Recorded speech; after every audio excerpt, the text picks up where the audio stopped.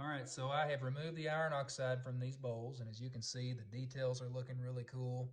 I have also put it on the back.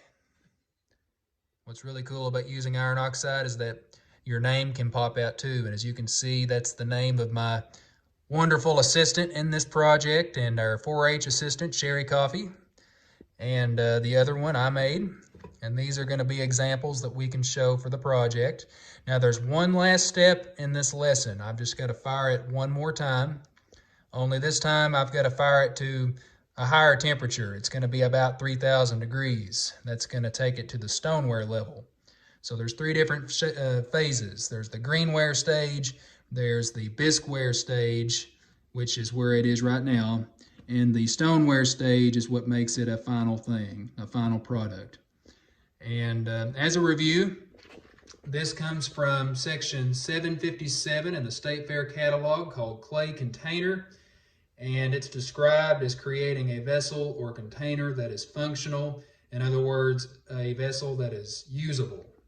And this can be used in different ways. Now, it's not a food safe item. I wouldn't be eating out of this because of the iron oxide, but I can still use it. I can put things like pocket change in it.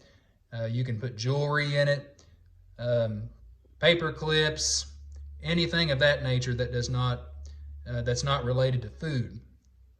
Or you could just set it up on a shelf somewhere for it to be looked at and have it as a conversation piece. There's different things you can do with this and different ways you can use it.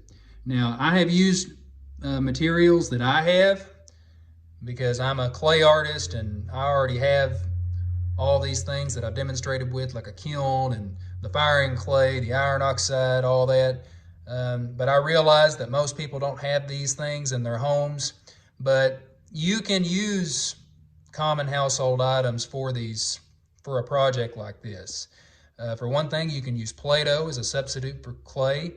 You can also use any kind of fabric to create texture, and not just a doily. So if you don't have a doily, you can use other fabrics and wad them up and press them and get some really cool effects that way. And even if you don't have a rolling pin, if you have one, that's great, but if you don't, you can use a cup or anything that's cylindrical, and you can accomplish it that way as well. And like I said, this concludes our lesson. And stay tuned for next time when we do a different project.